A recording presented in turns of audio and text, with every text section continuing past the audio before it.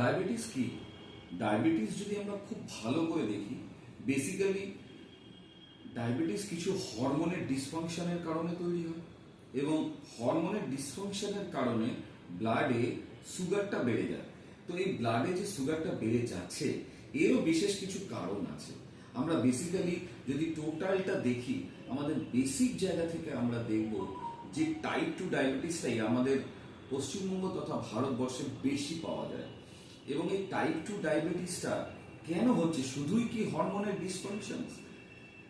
এখানে আমি আরেকটু যদি ডিপে যাই, তাহলে ইনসুলিন বলে একটা গ্রোথ হরমোন আছে, যে হরমোনটা ঠিকমতো অ্যাক্টিভ না হওয়ার কারণে অনেকে বলে থাকেন যে কম বা বেশি, শুধু কম বা বেশির জন্য নয়, হ্যাঁ, অনেক সময় দেখা যায় যে ইনসুলিন বেরোচ্ছে ঠিকই, কিন্তু তার কার্যক্ষমতা কম।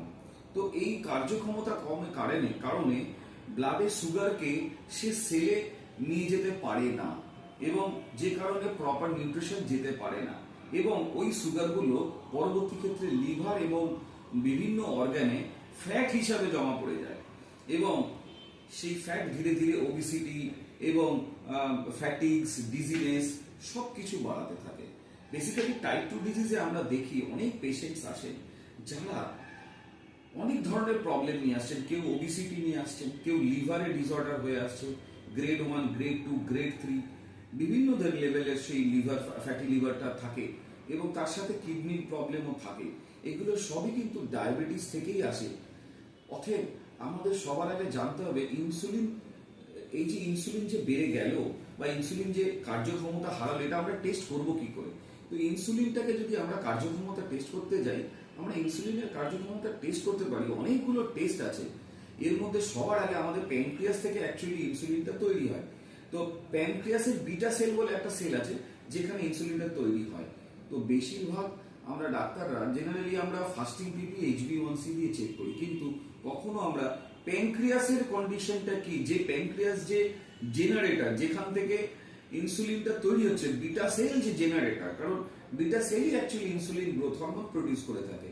তো কখনো আমরা বিটা সেলকে টেস্টই করি না, যার ফলে আমরা যে বাইরে থেকে যে মেডিসিনটা এক্সোজেনাস বা ইন্ট্রোজেনাস, আমরা যে এক্সোজেনাস যে মেডিসিন গুলো আমরা নিই, সেটা ইনসুলিনও হতে পারে বা বিভিন্ন ধরনের মেডিসিন, এগুলো আমাদের ব্লাডে সুগারকে জাস্ট ম্যানেজ করে চলে যায়, কিন্তু কোন রকম ভাবে বিটা সেলের কার্যকারিতা বা বিটা সেলকে ডেভেলপ করতে কোন রকম ভাবে কিন্তু হেল্প করা হয় না।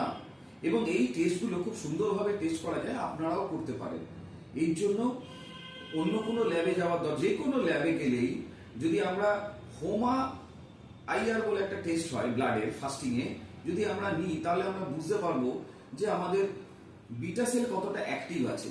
যদি 30% উপরে বিটা সেল অ্যাক্টিভ থাকে, তাহলে বোঝা যায় যে একটা পূর্ণবয়স্ক মানুষের যতটা বডি ওয়েট অনুযায়ী যতটা ইনসুলিন তার প্রোডাকশন করা উচিত তার বডি করছে।